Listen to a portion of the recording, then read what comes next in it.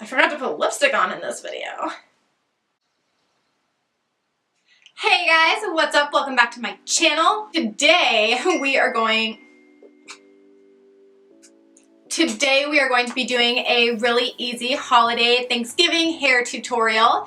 It's really cute. It's an updo, so if you have my hair length or longer, I think that you'll be able to do it just fine. You could probably pull it off if you have a little bit shorter too, but I'm not gonna like claim to that. So I'm just gonna say as long as you have shoulder length hair and longer, you could totally do this look.